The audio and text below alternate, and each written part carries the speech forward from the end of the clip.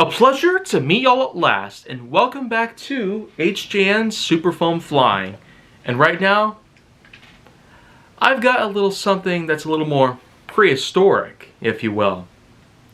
Of course, this is basically the smallest of all the Dino Squad blasters that have been released, the Stego Smash, which is in fact very much that of a Nightfinder EX3, only that it's designed very differently actually. It has a lot more storage space, and of course, it's got better ergonomics, and it even has some better capabilities when it comes to its performance. So, other than the sort of gimmicky lifestyle that Nerf has basically adopted in recent years, I'm more than just happy to find blasters, at least, that can perform better at the same time that they can look better.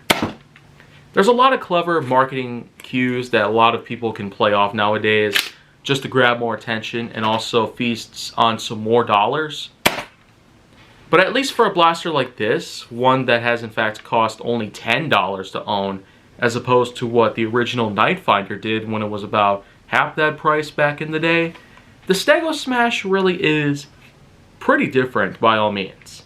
And I really do have to let you know about the many pros I find about this blaster in contrast to some other blasters from 2021 that I have talked about and given quite a pretty serious, honest example of. The Stego Smash really is quite an impressive piece of comfortable machine to handle on. It does have itself a built-in handguard which almost perfectly fits around the sculpture of my fingertips and knuckles. And being that the grip on this one, it's pretty much spot on with the kind of stature that I have. And I really do feel that it just does everything it can to adapt to me.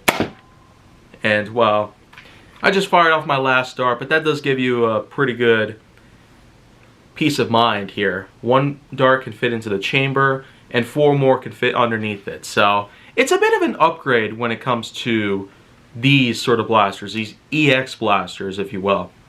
Quite a bit of an upgrade over the Nightfinder or Voltage, or even the Firestrike / Inferno.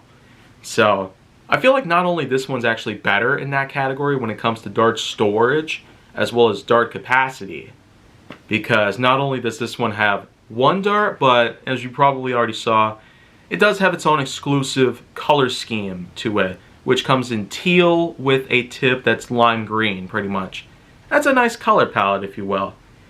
But there's not always the chance that it might actually match up. Sometimes they just have these colors as a way to stand out, mostly to make it more colorful and appealing to the eye.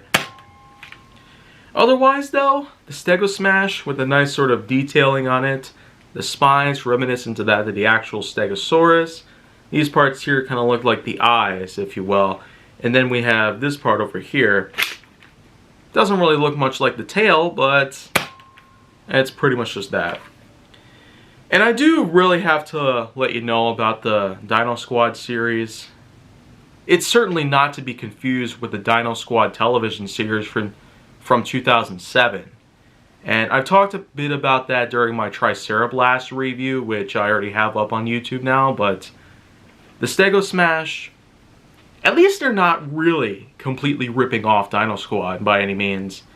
I'm more than certain that they probably did have to pay a fee just to use the name Dino Squad, but otherwise, for a Dino Squad blaster at least, the Stego Smash surely is probably one of the best that I might have gotten my hands on.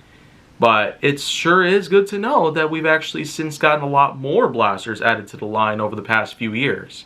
And I will be talking about some of the others soon enough, here on HJN's Super Foam Flying. But if you want to see more, go down to my channel, then make sure that you like, subscribe, comment, follow me on social media, and stay on the Hollywood side.